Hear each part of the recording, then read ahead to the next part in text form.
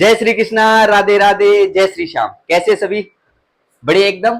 आज की क्लास में हम इंटेग्यूमेंट्री सिस्टम पढ़ रहे हैं। क्या पढ़ रहे हैं? इंटेग्यूमेंट्री सिस्टम अपन पढ़ रहे हैं। या सिंपल बात, स्किन के बारे में अपन डिस्कशन कर रहे हैं। ठीक है, तो टॉपिक अपन स्टार्ट करते हैं। इंटेग्यूमेंट्री शब्द को अपन दो वर्ड में तोड़ देते हैं। एक बार इंटेग्यूमेंट्री, इसका मतलब अगर अपन समझते हैं तो इंटेग्यूमेंट्री, इनका मतलब होता है इनवार्ड। इनका क्या मतलब होता है? इनवार्ड। और एक शब्द जो देखने को मिला दैट इज नोन एज स्टैगरी। दैट इज नोन एज स्टैगरी। इसका क्या मतलब होता है? To cover. To cover. तो स्किन की अगर अपन बात करें या इंटेग्यूमेंट्री सिस्टम की अगर अपन बात करें तो ये क्या कर रहा है? ये अंदर जो इनवार्ड जो इंटरनल ऑर्गन्स आपको देखने को मिल रहे हैं, विसरल ऑर्गन्स देखने को मिल रहे हैं, इंटरनल स्ट्रक्चर्स है, उनको जो कवर करता है वो कौन करता है? इंटेग्यूमेंट्री सिस्टम करता है।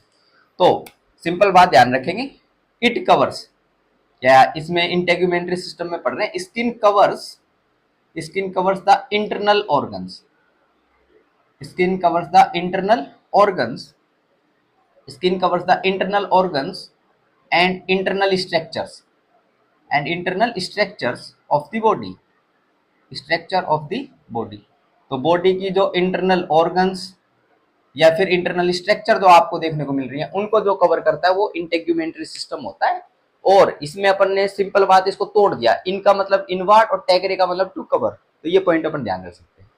बाकी अगर अपन बात करें इसमें स्किन की, तो स्किन जो होता है वो होम्योस्टेसिस के लिए रेस्पॉन्सिबल होता है। स्किन किसके लिए रेस्पॉन्सिबल होता है? होम्योस्टेसिस के लिए। होम्योस्टेसिस, और होम्योस्टेसिस का सिंपल सा मतलब होता है बैलेंस। होम्योस्टेसिस का क्या मतलब होता है? इसका मतलब होता है बैलेंस। ठीक है, नेक्स्ट पॉइंट की अगर अपन बात करें इसके अंदर और क्या पॉइंट अपन ध्यान रख सकते हैं? नेक्स्ट पॉइंट ध्यान रख सकते हैं, क्यों? क्योंकि इट मेंटेन या it regulate the body temperature. It regulate the body temperature, ये बॉडी टेम्परेचर को क्या करता है? रेगुलेट करता है।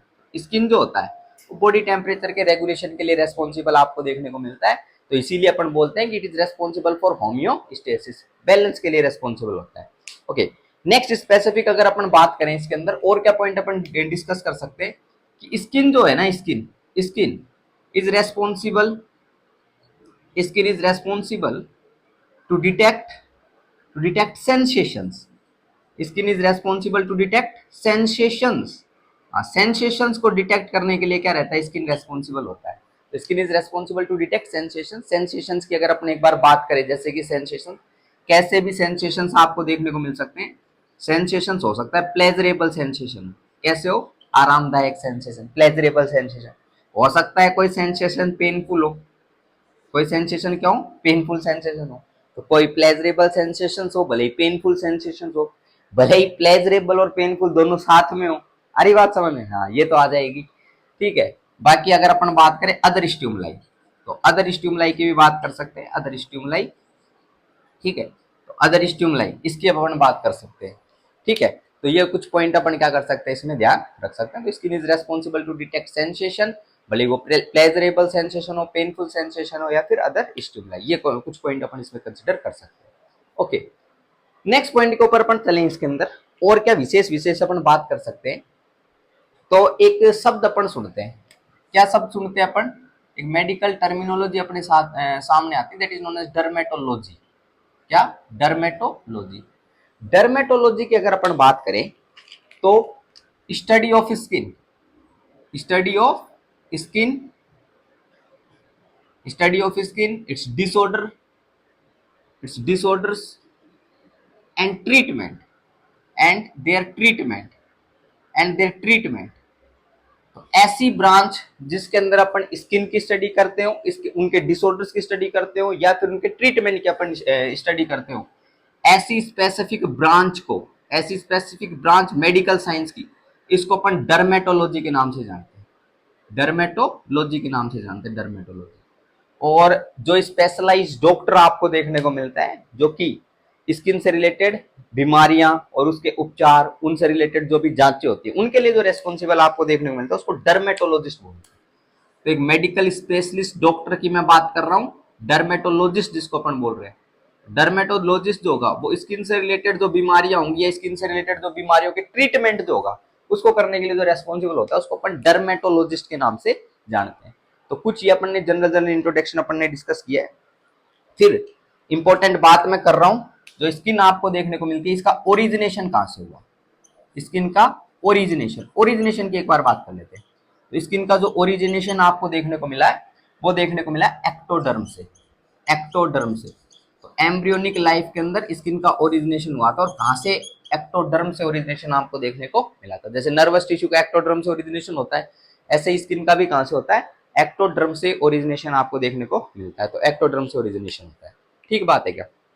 और इससे रिलेटेड जो एमसीक्यू आते हैं उनकी अगर अपन बात करें तो जो स्किन आपको देखने को मिलती है, skin is the largest organ, skin is the largest organ. एक एमसीक्यू ये याद रखना कि स्किन जो होती है वो क्या होती है, largest organ, skin is the largest organ of the body, of the body. तो ये सवाल एमसीक्यू डालना भाई इसके ऊपर, largest organ of the body कौन, स्किन।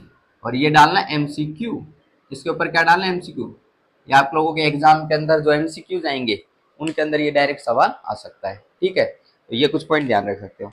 अच्छा, कोई लार्जेस्ट एंडोक्राइन ग्लैंड बताएगा क्या, largest endocrine gland, which one is the largest endocrine gland, largest endocrine gland is thyroid gland, that is thyroid gland. Largest gland बता दो, largest gland, largest gland is liver, largest gland is liver.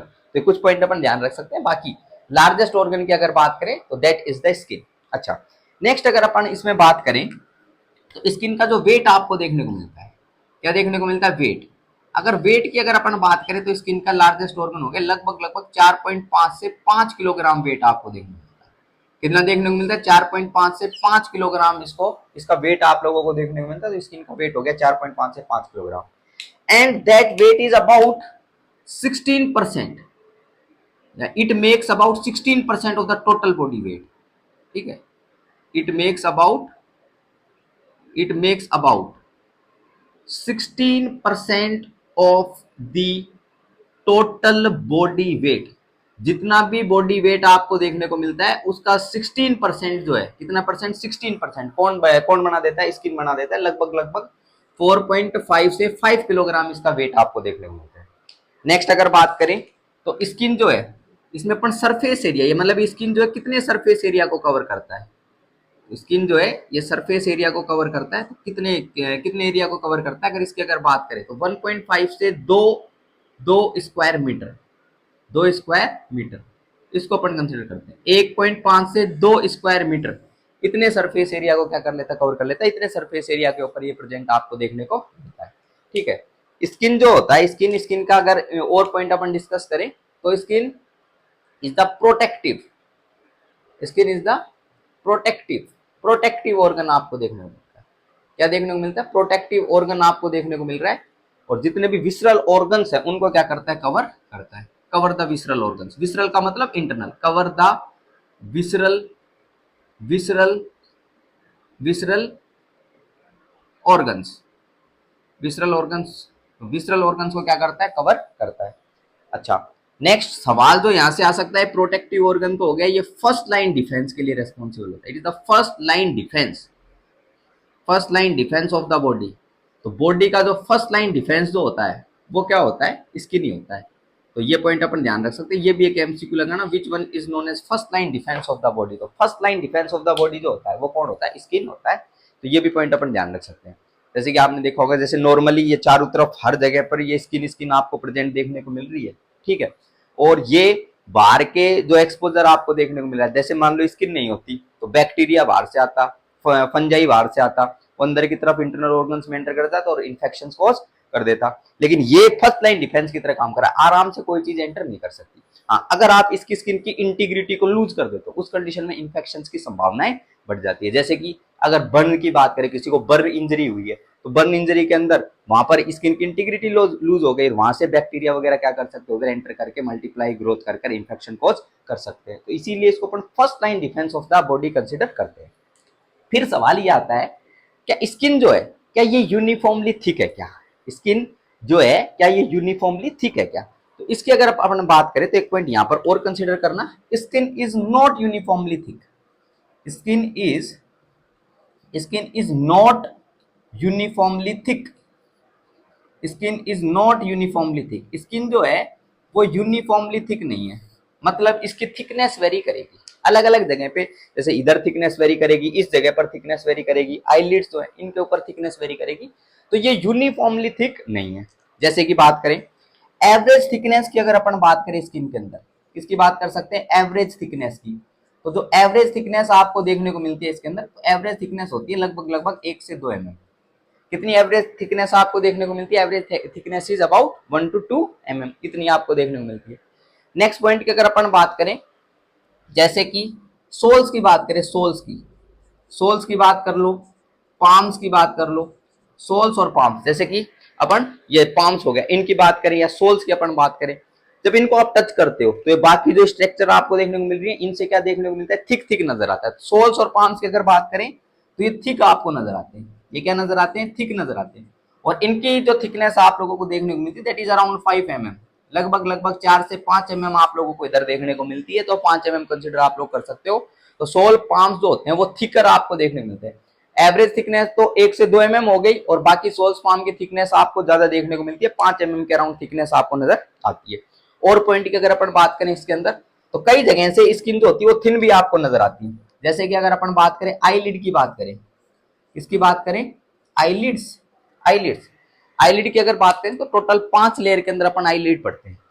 Eyelids की भी layer की बात करें तो कितनी layer, 5 layer के अंदर अपन पढ़ते हैं। उसमें से जो आउटर मोस्ट जो कवरिंग आपको देखने को मिलती है, आउटर मोस्ट जो लेयर है आईलिड की, वो होती है thin layer of skin, that is a thin layer of skin, बिल्कुल थिन लेयर आपको देखने को मिलती है स्किन की।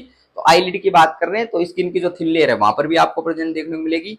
नेक्स्ट अगर बात करें और पॉइंट की अगर अपन बात करें तो अपन किसकी बात कर सकते हैं, फोर स्किन की बात कर सकते हैं। किसकी बात कर सकते हैं अपन, फोर स्किन, फोर स्किन की बात कर सकते हैं। फोर स्किन, फोर स्किन समझ गए क्या, फोर स्किन समझ गए, अरे मेल रिप्रोडक्टिव सिस्टम आपने पढ़ा होगा, तो फोर स्किन का नाम अवश्य सुना होगा, ग्लांस पेनिस को जो कवर करती है, प्रीप्यूज जिसको अपन बोलते हैं, समझ गए ना। हाँ, तो ये जो थिकनेस की अगर बात करें तो आईलिड की, फोर स्किन, इनकी अगर बात करें तो ये आपको थिन देखने को मिलती है। ये क्या होती है, थिन देखने को मिलती है। एवरेज तो 1 से 2 mm हो गई, बाकी कुछ जगह पर थिक, कुछ जगह पर थिन आपको देखने को मिलती है। तो ये पॉइंट थिन वहां पर बहुत जरूरी है, अब समझ जाओ क्यों जरूरी है, आई बात समझ में। तो आईलिड और फोर स्किन जो है इसकी थिकनेस जो है वहां पर कम आपको देखने को मिलती है, लगभग लगभग कितनी, 0.5 mm। कितनी थिकनेस यहाँ पर नजर आती है, 0.5 mm आपको नजर आती है। तो ये कुछ अपन ने पॉइंट अपन ने इसके अंदर कंसिडर करें हैं। तो स्किन जो होती है वो यूनिफॉर्मली थिक नहीं होती है, एवरेज जो होती है वो 1 से 2 mm होती है थिकनेस, बाकी सोल और पाम्स पे थिकर देखने को मिलती है, लगभग लगभग 5 mm। और आईलिड, फोर स्किन वगैरह की अगर बात करें यहाँ पर आपको कम देखने को मिलती है, that is around 0.5 mm। Eyelid में भी जो आउटर मोस्ट लेयर जो होती है वो स्किन की बनी होती है, किसकी बनी होती है, वो स्किन की बनी होती है, और वो उसकी थिकनेस जो आपको देखने को मिलती है दैट इज अराउंड 0.5 mm। ठीक है, तो ये कुछ पॉइंट अपन इसके अंदर क्या कर सकते हैं, कंसिडर कर सकते हैं। जनरल जनरल इंट्रोडक्टरी पोर्शन अपन पढ़ रहे हैं, तो ये इंट्रोडक्टरी पोर्शन अपन ने पूरा क्या करा है, डिस्कस करा है। नेक्स्ट पॉइंट के ऊपर अपन चलते हैं। इसके अंदर स्किन जो आपको देखने को मिल रही है, स्किन, तो स्किन को अपन 2 पार्ट के अंदर पढ़ते हैं। स्किन को कितने पार्ट में पढ़ते हैं, 2 पार्ट के अंदर पढ़ते हैं। तो स्किन की लेयर्स जो आपको देखने को मिलती है वो 2 लेयर्स के अंदर अपन पढ़ रहे हैं। पहली लेयर तो सुपरफिशियल लेयर आपको देखने को मिलती है, उसको अपन किस नाम से जानते हैं, उसको जानते हैं एपिडर्मिस के नाम से। किस नाम से जानते हैं इसको, एपिडर्मिस, इसको अपन जानते हैं एपिडर्मिस। ठीक है, सेकंड जो आपको देखने को मिलती है लेयर स्किन की, सेकंड लेयर वो आपको देखने को मिलती है, उसको अपन जानते हैं डर्मिस के नाम से। किस नाम से जानते हैं इसको, इसको अपन डर्मिस के नाम से जानते हैं। एक तो एपिडर्मिस, एक डर्मिस, ये आप लोगों को देखने को मिल रही है। ठीक है, अब सुनो ध्यानपूर्वक बात, एक डर्मिस लेयर आपको देखने को मिली, इस डर्मिस लेयर के ऊपर क्या देखने को मिलती है, एपिडर्मिस देखने को मिलती है। तो इसकी एक बार बात कर लेते हैं। एपी का मतलब क्या होता है, एपी, सुनना भाई, एपी का मतलब होता है upon. What is the meaning of AP, AP का मतलब होता है अपोन, एपी का मतलब अपोन, ऊपर। और डर्मिस मतलब डर्मिस के ऊपर की तरफ, डर्मिस के ऊपर की तरफ जो लेयर होती है वो एपिडर्मिस होती है। फिर अगर बात करें इसमें कुछ स्पेशल बातें अपन डिस्कस करें, तो ये सुपरफिशियल लेयर है। ये क्या है, ये सुपरफिशियल लेयर है। तो सुपरफिशियल लेयर आपको देखने को मिलती है जो कि ऊपर ऊपर की सतह आपको देखने को मिलती है, ऊपर ऊपर की जो लेयर आपको प्रेजेंट देखने को मिलती है वही होती है। नेक्स्ट अगर बात करें इसके अंदर, तो यहाँ पर आप लोगों को कौन सा टिश्यू देखने को मिलेगा, एपिथेलियल टिश्यू देखने को मिलेगा। क्या देखने को मिलेगा, एपिथेलियल टिश्यू आपको देखने को मिलेगा। या फिर यहाँ पर अपन बोल सकते हैं कि ये जो टिश्यू यहाँ पर देखने को मिलेगा एपिथेलियल टिश्यू है, उसकी भी अपन बात कर लेते हैं। और एपिथेलियल सेल्स यहाँ पर आपको नजर आएंगी, कुछ पॉइंट ये ध्यान रख सकते हैं। अच्छा, कौन सा स्पेसिफिक टाइप का एपिथेलियल टिश्यू यहाँ पर नजर आएगा? वो नजर आएगा किरेटिनाइज्ड। क्या नजर आएगा? किरेटिनाइज्ड, किरेटिनाइज्ड, किरेटिनाइज्ड स्ट्रेटिफाइड स्क्वेमस एपिथेलियम। तो किरेटिनाइज्ड स्ट्रेटिफाइड स्क्वेमस एपिथेलियम आपको नजर आएगा। किरेटिनाइज्ड स्ट्रेटिफाइड स्क्वेमस एपिथेलियम ये टिश्यू आपको देखने को मिलता है। मतलब यहाँ पर क्या चीज प्रेजेंट आपको देखने को मिलेगी? किरेटिनाइज का सिंपल सा मतलब किरेटिन तो यहाँ पर आपको प्रेजेंट देखने को मिलेगा। और किरेटिन जो होता है वो टफ फाइब्रस प्रोटीन होता है। Keratin is a tough fibrous protein आपको देखने को मिलता है और ये मल्टीपल लेयर्स के अंदर आप लोगों को एपिथेलियल सेल्स का अरेंजमेंट देखने को मिलता है और फ्लैट सेल्स आप लोगों को देखने को मिलती है। तो स्क्वेमस का मतलब होता है फ्लैट सेल्स। तो इसमें अपन अगर पॉइंट डिस्कस करें तो क्या पॉइंट अपन डिस्कस कर सकते हैं? तो किरेटिनाइज स्ट्रेटिफाइड स्क्वेमस एपिथेलियम का मतलब यही होगा कि यहाँ पर फ्लैट सेल्स, स्ट्रेटिफाइड का मतलब क्या हो गया? मल्टीपल लेयर्स के अंदर जिनके अंदर किरेटिन प्रेजेंट आपको देखने को मिलता है, वो आपको इधर प्रेजेंट देखने को मिलती है। तो किरेटिनाइज स्ट्रेटिफाइड स्क्वेमस एपिथेलियल टिश्यू अपन कंसीडर कर सकते हैं। फिर आप लोगों से मैं एक सवाल पूछता हूं, आप लोग मुझे ये बता दो, non keratinised stratified squamous epithelial tissue कहां-कहां प्रेजेंट होता है? सवाल क्या है? Non keratinised stratified squamous epithelial tissue कहां-कहां प्रेजेंट होता है? मैंने सभी बालकों को पहले ही बता रखा है। तो मोइस्ट एरियाज आपको देखने को मिलेंगे। क्या देखने को मिलेंगे? Moist areas. वो पप्पू का कार्यक्रम भले ही याद कर लेना, जहां पर मोइस्ट एरियाज प्रेजेंट होंगे वहां पर ये प्रेजेंट आपको देखने को मिलेगा। जैसे माउथ वाला पोर्शन, टंग वाला पोर्शन, फेरिंग्स वाला पोर्शन यहाँ पर आपको देखने को मिलता है। और वही वही कौन सा पार्ट? फीमेल रिप्रोडक्टिव पे चले जाओ, वेजाइना वाले पोर्शन के ऊपर चले जाओ, वहां पर भी बिल्कुल वेट वेट सरफेसेस आपको देखने को मिलती है। तो वो जो पार्ट होता है वहां पर भी non keratinised stratified squamous epithelial tissue देखने को मिलता है। क्लियर बात है कि? तो मॉइस्ट एरिया आपको जहां पर प्रेजेंट देखने को मिले वहां पर non keratinised stratified squamous epithelial tissue देखने को मिलता है। बाकी keratinised stratified squamous epithelial tissue है वो एपिडर्मिस वाली लेयर के अंदर आपको प्रेजेंट देखने को मिलता है। फिर बात अपन कर लेते हैं डर्मिस की। तो डर्मिस की अगर अपन बात करें तो ये जो आप लोगों को देखने को मिलती है वो तो सुपरफिशियल लेयर थी। फिर अगर अपन बात करें, ये डीपर लेयर है। ये क्या है? Deeper layer. Is a deeper layer, मतलब डर्मिस जो है ये एपिडर्मिस के नीचे की तरफ आपको प्रेजेंट देखने को मिलती है। फिर अपन बोल सकते हैं डर्मिस के ऊपर एपिडर्मिस टिकी हुई है। तो ये डीपर लेयर हो गई। फिर अगर अपन बात करें, it is a connective tissue layer. ये क्या है? Connective tissue layer. डर्मिस जो है कनेक्टिव टिश्यू लेयर। और कनेक्टिव टिश्यू लेयर अगर आपको देखने को मिलती है तो यहाँ पर आप लोगों को क्या क्या चीज नजर आएगी? यहाँ पर कोलेजन फाइबर्स, अलग अलग फाइबर आप लोगों को देखने को मिलेंगे इस लेयर में। Collagen fibre, elastic fibre, reticular fibre, अलग अलग फाइबर्स आपको नजर आएंगे यहाँ पर। बाकी कोलेजन फाइबर्स नजर आ रहे हैं, यहाँ पर फाइब्रोब्लास्ट सेल भी नजर आएंगी। कौन सी cell? Fibroblast cell. Fibroblast cell, fibroblast cell अपन ने कनेक्टिव टिश्यू के अंदर पढ़ी थी। फ्लैट टाइप की लार्जेस्ट सेल आपको देखने को मिलती है कनेक्टिव टिश्यू के अंदर और इनके अंदर ब्रांचिंग आपको प्रेजेंट देखने को मिलती है जो कि एक्स्ट्रा सेलुलर मैट्रिक्स का निर्माण करती है। कनेक्टिव टिश्यू का जो निर्माण करती है उन सेल को अपन फाइब्रोब्लास्ट सेल के नाम से जानते हैं। तो ये सेल आपको प्रेजेंट देखने को मिलती है। बाकी अगर अपन बात करें यहाँ पर और भी सेल्स देखने को मिलती है जिनको हिस्टियोसाइट के नाम से जानते हैं। किस नाम से जानते हैं? हिस्टियोसाइट। हिस्टियोसाइट की अगर अपन बात करें तो हिस्टियोसाइट, हिस्टियोसाइट का क्या मतलब होता है? हिस्टियोसाइट का मतलब होता है जो कनेक्टिव टिश्यू जो आपको देखने को मिले, कनेक्टिव टिश्यू। साइट का तो मतलब हो गया सेल, तो सेल की बात करी जा रही होगी। तो कनेक्टिव टिश्यू जो आप लोगों को देखने को मिल रहे हैं इनके अंदर जो मैक्रोफेजेस प्रेजेंट होती है उनको हिस्टियोसाइट के नाम से अपन जानते हैं। तो सिंपल बात लिख देंगे, मैक्रोफेजेस ऑफ कनेक्टिव टिश्यू। क्या? Macrophages, macrophages of connective tissue. Macrophages of connective tissue किस नाम से जानते हैं अपन? That is known as histiocyte. Histiocyte के नाम से जानते हैं, वो आप लोगों को इधर प्रेजेंट देखने को मिलती है। ठीक बात है क्या? ये कुछ पॉइंट अपन इसके अंदर कंसीडर कर रहे हैं। एपिडर्मिस की बात कर ली अपन ने, डर्मिस की बात कर ली। ठीक है, आगे बढ़ते हैं। एपिडर्मिस जो आपको प्रेजेंट देखने को मिल रही है एपिडर्मिस, इसकी अगर अपन और अगर बात अपन करें तो पॉइंट अपन समझ सकते हैं कि एपिडर्मिस की 5 लेयर होती है। एपिडर्मिस की भी कितनी लेयर होती है? एपिडर्मिस की भी 5 लेयर होती है। तो 5 लेयर अपन ध्यान रखेंगे। कितनी लेयर ध्यान रखेंगे? 5 लेयर ध्यान रखेंगे। नाम नाम मैं बता रहा हूं। पहली लेयर जो सबसे सुपरफिशियल देखने को मिलती है, सबसे बाहर से अपन अंदर की तरफ चल रहे हैं, तो सबसे बाहर की तरफ जो देखने को मिलती है उसको स्ट्रेटम कोर्नियम के नाम से जानते हैं। किस नाम से जानते हैं? उसको स्ट्रेटम कोर्नियम के नाम से जानते हैं। सेकंड जो लेयर आप लोगों को यहाँ पर देखने को मिल रही है, सेकंड लेयर, उसकी अगर अपन बात करें उसको किस नाम से जानते हैं? उसको जानते हैं अपन स्ट्रेटम ल्यूसिडम। किस नाम से जानते हैं? Stratum lucidum. तो इसको अपन स्ट्रेटम ल्यूसिडम के नाम से जानते हैं। नेक्स्ट जो लेयर आपको देखने को मिलती है और अंदर की तरफ चलें, सबसे सुपरफिशियल लेयर जो होती है वो स्ट्रेटम कोर्नियम होती है, सबसे बाहर की तरफ आपको नजर आती है। तो स्ट्रेटम कोर्नियम, स्ट्रेटम ल्यूसिडम। फिर अगर चलें यहाँ पर और अगर अपन बात करें तो नेक्स्ट पॉइंट अपन ध्यान रख सकते हैं, that is stratum stratum, stratum granulosum, stratum granulosum. यहाँ पर आप लोगों को नेक्स्ट लेयर जो देखने को मिलती है वो स्ट्रेटम ग्रेन्युलोसम होती है। फोर्थ लेयर की अगर बात करें वो आपको देखने को मिलती है, that is known as stratum spinosum, stratum spinosum, stratum spinosum. Fourth layer जो आपको देखने को मिलती है वो स्ट्रेटम स्पाइनोसम होती है। फिफ्थ लेयर की अगर अपन बात करें, फिफ्थ लेयर जो आपको यहाँ पर देखने को मिलती है उसको अपन बोलते हैं स्ट्रेटम जर्मिनेटिवम। किस नाम से जानते हैं उसको? स्ट्रेटम जर्मिनेटिवम के नाम से जानते हैं, स्ट्रेटम जर्मिनेटिवम। ठीक है, या फिर अपन स्ट्रेटम जर्मिनेटिवम की जगह स्ट्रेटम बेसल भी अपन बोल सकते हैं, स्ट्रेटम बेसल भी बोल सकते हैं। यही एपिडर्मिस की लेयर आपको देखने को मिलती है, यही स्ट्रेटम जर्मिनेटिवम की लेयर आपको देखने को मिलती है, जिसके ऊपर बाकी ये सारे के सारे लेयर्स है वो टिकी हुई है। और ये स्ट्रेटम जर्मिनेटिवम जो आपको देखने को मिल रही है ये डर्मिस से डायरेक्ट कनेक्शन के अंदर देखने को मिलती है। तो ये कुछ पॉइंट अपन इधर कंसिडर कर सकते हैं। ठीक है, बाकी अगर अपन बात करें स्ट्रेटम जर्मिनेटिवम की, तो स्ट्रेटम जर्मिनेटिवम में माइटोसिस आपको देखने को मिलता है। कौन सा डिवीजन? माइटोटिक डिवीजन आपको देखने को मिलता है। यहाँ से सेल्स का प्रोडक्शन देखने को मिलता है, और वो सेल्स जो होती है वो ऊपर की तरफ, बोले तो स्ट्रेटम कोर्नियम वाले हिस्से के अंदर यहाँ से माइटोसिस होता रहता है और ऊपर की तरफ जाती रहती है। ठीक है, ये पॉइंट अपन ध्यान रख सकते हैं। अच्छा, एक सिंपल सी बात अपन कर लेते हैं एपिडर्मिस में। तो एपिडर्मिस में एक पॉइंट ध्यान रखना, क्या? Blood vessels are absent.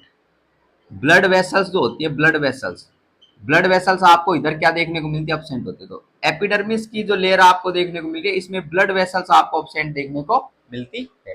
तो ब्लड वेसल्स एब्सेंट होती है। फिर सवाल ये आता है कि स्ट्रेटम जर्मिनेटिवम जो है इसमें माइटोसिस अगर चल रहा है तो यहाँ पर न्यूट्रिएंट्स की जरूरत पड़ेगी। तो ब्लड वेसल्स अगर एब्सेंट है इनके अंदर, पांचों लेयर के अंदर, तो फिर न्यूट्रिएंट्स कहां से आएंगे? भाई डर्मिस वाला जो रीजन आपको देखने को मिल रहा है इसके नीचे क्या होगा? डर्मिस होगा। उस डर्मिस वाले पार्ट से न्यूट्रिएंट्स को उठा लिया जाएगा, स्ट्रेटम जर्मिनेटिवम की तरफ क्या कर दिया जाएगा? सप्लाई कर दिया जाएगा। तो ये कुछ पॉइंट अपन क्या कर सकते हैं? डिस्कस कर सकते हैं। और न्यूट्रिएंट्स जो सप्लाई होंगे वो एंकरिंग जंक्शंस के माध्यम से होंगे। तो यहाँ पर स्ट्रेटम जर्मिनेटिवम और डर्मिस लेयर में जो आप लोग अपन अभी डिस्कस करेंगे, इसकी भी लेयर्स अपन डिस्कस करेंगे। तो यहाँ पर आप लोगों को ब्लड वेसल्स देखने को मिलती है, और वो ब्लड वेसल्स क्या करती है? वो ऊपर वाले पोर्शन एपिडर्मिस को क्या कर देती है? तो न्यूट्रिएंट्स होते हैं जो जरूरत की चीजें होती है, एसेंशियल न्यूट्रिएंट्स, उनको क्या कर देती है? सप्लाई कर देती है। इसीलिए स्ट्रेटम जर्मिनेटिवम जो कि डायरेक्ट इस डर्मिस के कॉन्टेक्ट में आपको देखने को मिल रही है, यहाँ पर क्या देखने को मिलता है? माइटोटिक डिवीजन देखने को मिलता है। ये कंटिन्यूअसली सेल क्या करती है? यहाँ से डिवाइड करती है, और डिवाइड करती करती फिर क्या होती है? वो ऊपर की तरफ आती रहती है, स्ट्रेटम कोर्नियम की तरफ। और लगभग एक महीने के अंदर क्या देखने को मिलता है? लगभग एक महीने के अंदर जो सेल्स होती है वो क्या हो जाती है? रिप्लेस हो जाती है। तो एपिडर्मिस की जो ये आपको देखने को मिल रही है ये सेल्स, ये क्या हो जाती है? रिप्लेस हो जाती है। तो ये भी पॉइंट अपन डिस्कस कर सकते हैं। ठीक है, बाकी डर्मिस की अगर अपन बात करें, डर्मिस की, तो ये आप लोगों को जो देखने को मिल रही है ये अपन ने डिस्कस कर लिया कि एपिडर्मिस डर्मिस पे टिकी हुई होगी। इसकी लेयर्स की अगर अपन बात करें तो इसकी 2 लेयर्स होती है। कितनी लेयर्स होती है इसकी? 2 लेयर्स आप लोगों को देखने को मिलती है। डर्मिस की भी कितनी लेयर होती है? 2 लेयर आपको देखने को मिलती है। ठीक है, इन 2 लेयर की अगर अपन बात करें तो कौन कौन सी लेयर?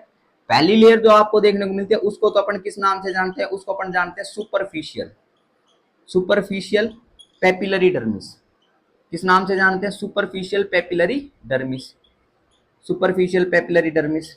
और सेकंड जो लेयर अपन इसके अंदर डिस्कस करते हैं उसको अपन बोलते हैं deeper reticular dermis, deeper reticular dermis, deeper reticular dermis. एक तो सुपरफिशियल पेपिलरी डर्मिस, एक डीपर रेटिकुलर डर्मिस, ये आप लोगों को देखने मिलती है। सुपरफिशियल पेपिलरी डर्मिस की अगर बात करें तो ये पूरे डर्मिस का 1/5 पार्ट बना देती है। 1/5 part of dermis, 1/5 part of dermis जो बना देती है वो कौन बना देती है? सुपरफिशियल पेपिलरी डर्मिस बना देती है। मतलब डर्मिस को 5 हिस्सों में अगर डिवाइड कर दे तो एक पार्ट जो होगा वो सुपरफिशियल पेपिलरी डर्मिस होगा, और डीपर रेटिकुलर डर्मिस जो होगा ये सबसे थिकेस्ट पार्ट है, पूरी स्किन का सबसे थिकेस्ट पार्ट है। लगभग कितने पार्ट बनाएगा?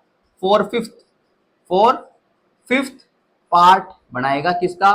पूरी डर्मिस का 4/5 पार्ट ऑफ डर्मिस। तो पूरी डर्मिस का 4/5 पार्ट ये बना देगा। ये पॉइंट अपन क्या कर सकते हैं? ध्यान रख सकते हैं। तो superficial papillary dermis 1/5 part, deeper reticular dermis 4/5 part बना देगी।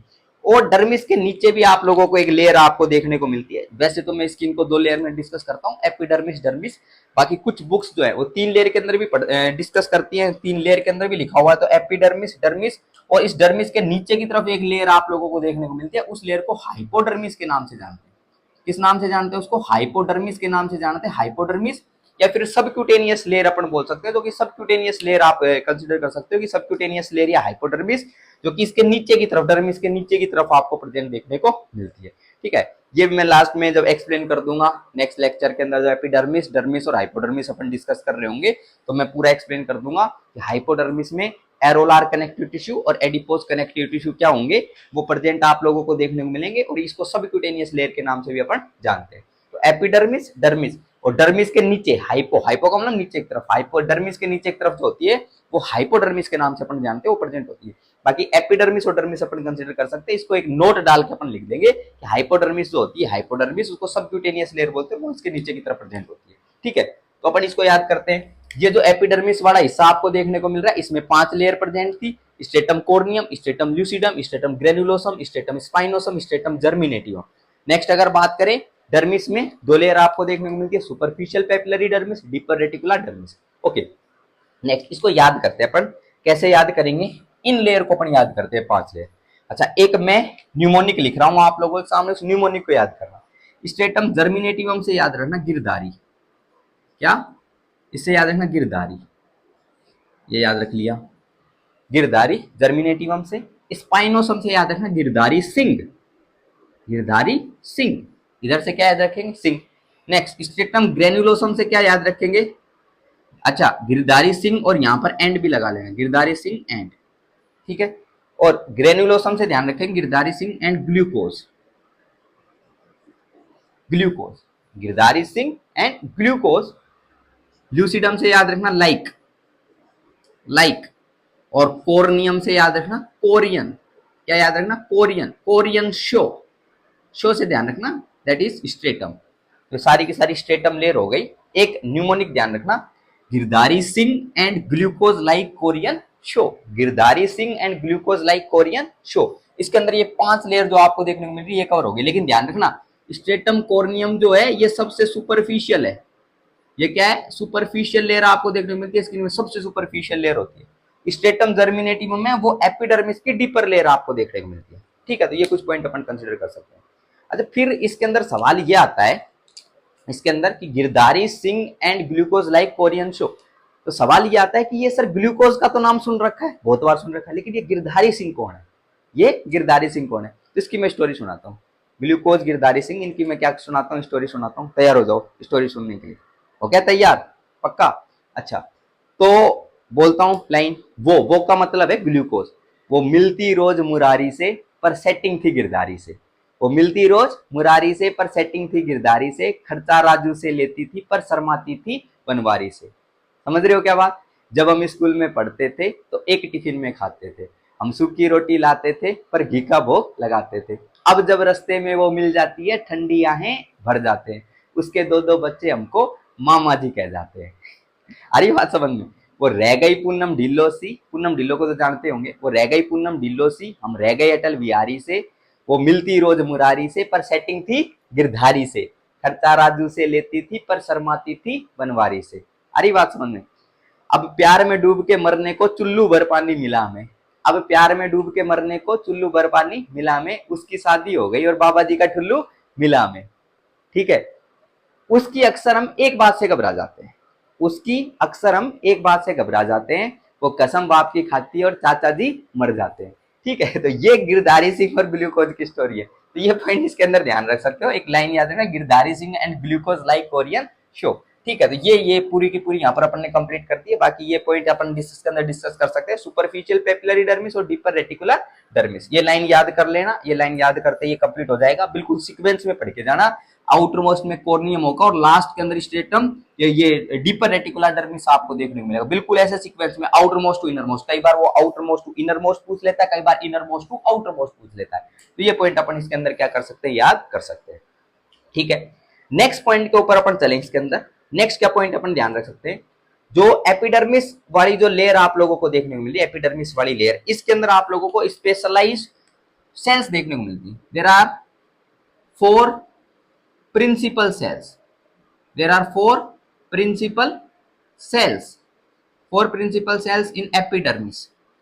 एपिडर्मिस में 4 प्रिंसिपल सेल्स आपको देखने को मिलती है, तो उनकी अपन बात कर लेते हैं। There are 4 principal cells in epidermis, उनकी एक बार बात कर लेते हैं कौन कौन सी सेल्स होती है, नाम नाम ध्यान रखना।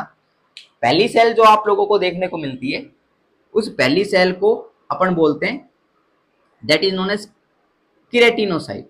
किस नाम से जानते हैं? किरेटिनोसाइट के नाम से जानते हैं, किरेटिनोसाइट। तो पहली जो सेल आपको देखने को मिलती है उसको किरेटिनोसाइट के नाम से जानते हैं। और किरेटिनोसाइट जो सेल आपको देखने को मिलती है, इसकी अगर बात करें, इसमें क्या प्रेजेंट होगा? किरेटिन प्रेजेंट होगा। क्या प्रेजेंट होगा इसके अंदर? किरेटिन इसके अंदर आपको प्रेजेंट देखने को मिलेगा। तो ये किरेटिन इसमें प्रेजेंट होता है, ठीक है। ये किरेटिन, किरेटिन के बारे में अपन ने पहले भी डिस्कस किया। किरेटिन जो होता है, it is a tough tough fibrous protein. Creatine is a tough fibrous protein, ये आपको देखने को मिलता है, टफ फाइब्रस प्रोटीन है। और एक पॉइंट और ध्यान रखना, किरेटिन जो होता है ये वाटर को रिपेल करता है। इसको रिपेल करता है, it act as a water repellent. Water repellent sealant की तरह ये काम करता है। वाटर को क्या करता है? रिपेल करता है। वाटर रिपेलेंट सीलेंट की तरह ये काम करता है। ये पॉइंट ध्यान रख सकते हैं इसके अंदर, ठीक है। तो किरेटिनोसाइट्स जो होंगी वो किरेटिन, क्या इनके अंदर किरेटिन आपको प्रेजेंट देखने को मिल रहा होगा, जो कि एक टफ फाइब्रस प्रोटीन आपको देखने को मिलता है। बाकी किरेटिनोसाइट की अगर बात करें, they are larger in number. कितनी सेल्स आपको देखने को मिलती है? They are around 90%। तो पूरे एपिडर्मिस में जो 4 प्रिंसिपल सेल्स अपन डिस्कस कर रहे हैं, उसमें से 90% सेल्स कौन सी होती है? किरेटिनोसाइट होती है। नेक्स्ट पॉइंट की एक बार बात कर लेते हैं। इसमें सेकेंड जो टाइप की सेल्स जो आपको देखने को मिलती है वो होती है मिलेनोसाइट। कौन सी होती है? मिलेनोसाइट। मिलेनोसाइट, मिलेनोसाइट की अगर अपन बात करें तो ये जो सेल्स आपको देखने को मिल रही हैं, ये मिलेनिन का प्रोडक्शन करती है। किसका प्रोडक्शन करती है? ये मिलेनिन का प्रोडक्शन करती है। किसका प्रोडक्शन? मिलेनिन का प्रोडक्शन। वो मिलेनिन जो डार्क पिगमेंटेशन ऑफ स्किन के लिए रेस्पॉन्सिबल होता है, वो ये पॉइंट अपन ध्यान रख सकते हैं। तो मिलेनोसाइट मिलेनिन का प्रोडक्शन करती है, और ये melanin dark pigmentation of skin के लिए क्या रहता है? रेस्पॉन्सिबल होता है। लगभग मिलेनोसाइट जो होती है वो पूरी एपिडर्मिस में 8% प्रेजेंट होती है। तो 90% तो किरेटिनोसाइट, बाकी 8% मिलेनोसाइट, बाकी 2% बच गई। 2% के अंदर आप लोगों को नेक्स्ट 2 प्रकार की सेल्स है वो देखने मिलते हैं, तो किरेटिनोसाइट, मिलेनोसाइट। थर्ड टाइप की सेल जो अपन इधर डिस्कस कर रहे हैं, थर्ड टाइप की सेल वो आप लोगों को जो देखने को मिलती है, उसको अपन किस नाम से जानते हैं? उनको अपन जानते हैं लैंगरहैंस सेल्स। किस नाम से जानते हैं इनको? लैंगरहैंस सेल्स के नाम से जानते हैं, लैंगरहैंस सेल्स। तो थर्ड टाइप की सेल्स जो देखने को मिलती है उनको लैंगरहैंस सेल्स के नाम से जानते हैं। लैंगरहैंस सेल्स जो आपको देखने को मिल रही हैं, ये इम्यून रेस्पॉन्स के लिए रेस्पॉन्सिबल होती है। क्या होती है ये? Immune response. इम्यून रेस्पॉन्स के लिए जो रेस्पॉन्सिबल सेल्स आपको देखने को मिलती है उनको लैंगरहैंस सेल्स के नाम से जानते हैं। क्लियर बात है क्या? They are responsible for immune response. अच्छा, लैंगरहैंस सेल्स की एक बार बात करूं मैं, तो इधर ध्यान रखना, लैंगरहैंस सेल्स जो है, लैंगरहैंस सेल्स, लैंगरहैंस सेल्स की अगर अपन बात करूं तो इनका जो ओरिजिनेशन आपको देखने को मिलता है वो रेड बोन मैरो से हुआ है। कहां से हुआ है? रेड बोन मैरो से इनका ओरिजिनेशन आपको देखने को मिला है, लैंगरहैंस सेल्स का। और रेड बोन मैरो से ओरिजिनेट होकर ये कहां पर आकर लोकेटेड हो गई हैं? ये स्किन की एपिडर्मिस वाले लेयर के अंदर में भी स्ट्रेटम स्पाइनोसम के अंदर आकर लोकेटेड हुई है। कहां पर लोकेटेड हुई है? स्ट्रेटम स्पाइनोसम, स्ट्रेटम स्पाइनोसम के अंदर आ गई है। तो रेड बोन मैरो से क्या हुआ? इनका ओरिजिनेशन हुआ, और ओरिजिनेशन के बाद ये कहां पर आ गई? ये डायरेक्ट स्ट्रेटम स्पाइनोसम के अंदर आ गई। तो ये पॉइंट अपन ध्यान रख सकते हैं। और इम्यून रेस्पॉन्स के लिए रेस्पॉन्सिबल होंगी। इम्यून रेस्पॉन्स का क्या मतलब होगा? अगर कोई बैक्टीरिया फॉरेन पार्टिकल अगर स्किन को इन्वेड करता हुआ अंदर की तरफ चला जाता है, तो उस बैक्टीरिया को फैगोसाइटोज कर लेंगी। लैंगरहैंस सेल्स क्या कर लेंगी? उस बैक्टीरिया को फैगोसाइटोज कर लेंगी, उसको डिस्ट्रॉय कर देंगी। तो इसके लिए रेस्पॉन्सिबल आपको देखने को मिलती है लैंगरहैंस सेल्स। क्या पॉइंट ध्यान रखेंगे? रेड बोन मैरो से इनका ओरिजिनेशन हुआ है, ये माइग्रेट हो गई है। कहां पर माइग्रेट हुई है? ये स्ट्रेटम स्पाइनोसम के अंदर माइग्रेट हुई है। कहां पर? स्ट्रेटम स्पाइनोसम में। और इम्यून रेस्पॉन्स की तरह ये इम्यून सिस्टम या इम्यून रेस्पॉन्स के लिए काम कर रही है। कोई बैक्टीरिया इन्वेड करके अंदर की तरफ चला जाता है तो उसको फैगोसाइटोज कर लेती है। खास बात इसकी लैंगरहैंस सेल्स की, तो हमेशा ध्यान रखना, अल्ट्रावायलेट रेडिएशन जो है, किसकी बात कर रहा हूं मैं? यूवी रेज की बात कर रहा हूं, यूवी रेज की। तो यूवी रेज लैंगरहैंस सेल्स को क्या कर देती है? डिस्ट्रॉय कर देती है। ये भी पॉइंट ध्यान रखना। अल्ट्रावायलेट रेज के कारण लैंगरहैंस सेल्स क्या हो जाते हैं? डिस्ट्रॉय हो जाते हैं। उसी के कारण अगर यूवी रेज का कंटिन्यूअसली एक्सपोजर आपको देखने को मिल रहा है, लैंगरहैंस सेल्स डिस्ट्रॉय हो गई, तो जो आप लोगों का डिफेंस सिस्टम देखने को मिलता है, इम्यून रेस्पॉन्स जो देखने को मिलता है लैंगरहैंस सेल्स के द्वारा, वो भी आपको देखने को नहीं मिलेगा। तो ये पॉइंट अपन इसके अंदर कंसीडर कर सकते हैं। तो ये लैंगरहैंस सेल्स जो होती है इम्यून रेस्पॉन्स के लिए रेस्पॉन्सिबल होती है। अल्ट्रावायलेट रेज के कारण ये डैमेज हो सकती है। यूवी रेज के कारण अगर डैमेज हो गई तो उस कंडीशन के अंदर फिर आप लोगों को जो डिफेंस सिस्टम जो आप लोगों को देखने को मिला, जो अपन ने स्टार्टिंग में फर्स्ट लाइन डिफेंस बोला था, ये भी क्या हो सकता है, इम्पेयर्ड हो सकता है। ठीक है, तो ये पॉइंट ध्यान रखेंगे। फोर्थ सेल जो अपन इसके अंदर डिस्कस कर सकते हैं, फोर्थ सेल, उसको अपन बोलते हैं मर्किल सेल। कौन सी सेल बोलते हैं, उसको अपन बोलते हैं मर्किल सेल।